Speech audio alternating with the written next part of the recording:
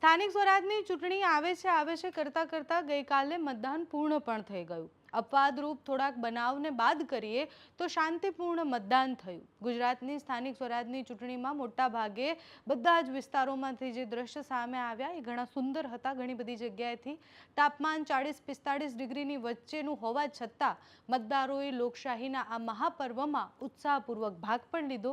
રાજ્યભરમાં યોજાયેલી આ વિશાળ ચૂંટણીમાં 15 મહાનગરપાલિકામાં અંદાજે 49% મતદાન થયું। 84 નગરપાલિકામાં આશરે 59.50% મતદાન થયું। 34 જિલ્લા પંચાયતમાં 61.69% મતદાન થયું અને 260 તાલુકા પંચાયતમાં લગભગ 62.38% મતદાન થયું। એટલે શહેરોમાં થોડું ઓછું મતદાન થયું। ગામડાઓએ ઉમટીને બધાને મત આપ્યા।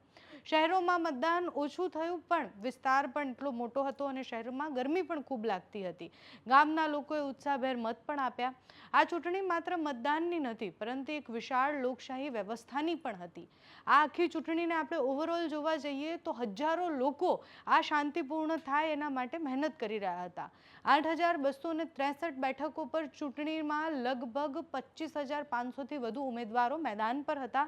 4 કરોડથી વધુ મતદારોએ પોતાના મત અધિકારનો ઉપયોગ કરી અને આ અવસરમાં પોતાનો મત આપ્યો છે। આ આખી પ્રક્રિયાને સફળ અને સરળ બનાવવા માટે આશરે 2.64 લાખથી વધુ પોલિંગ સ્ટાફ તૈનાત રાખવામાં આવ્યો હતો। 90,000થી વધુ પોલીસ તથા સુરક્ષા દળના જવાનો હતા।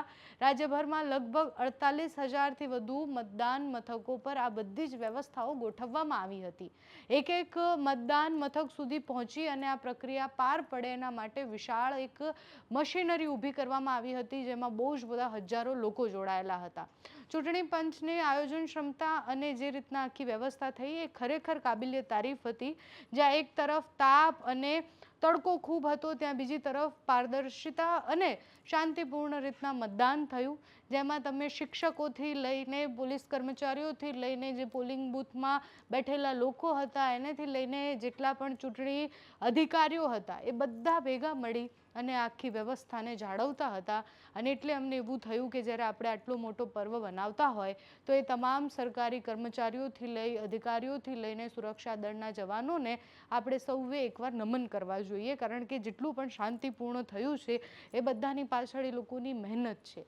એટલે બહુ જ બધા લોકો સવારે 5 વાગે ઉઠી અને એ મતદાન કેન્દ્ર સુધી પહોંચ્યા, બધી તૈયારી કરી ત્યારે તમે 7 વાગે મત આપી શક્યા અને સાંજે 9 વાગે બધું જ સમેટી અને પછી એ પોતાના ઘરે પહોંચી શક્યા। આ બધી જ એ લોકોની મહેનત છે। એટલે જ્યારે આપણે એવું જોઈએ છીએ કે અમુક જગ્યાએ કકડાટ થયો કે બબાલ થઈ તો ત્યાં પોલીસ જવાનો તૈનાત હતા। પોલીસે તૈયારી સાથે એ બધું શાંત કરવાનો પ્રયાસ કર્યો। ગઈકાલે જ્યારે આપણે કોઠામાં વાત કરી કે અતિ સંવેદનશીલ વિસ્તારો છે એ અતિ સંવેદનશીલ વિસ્તારોમાં પણ શાંતિપૂર્ણ મતદાન થયું અને એ શાંતિપૂર્ણ મતદાન પાછળ હજારો લોકોની મહેનત હતી।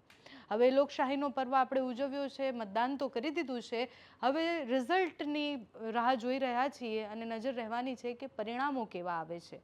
નમસ્કાર।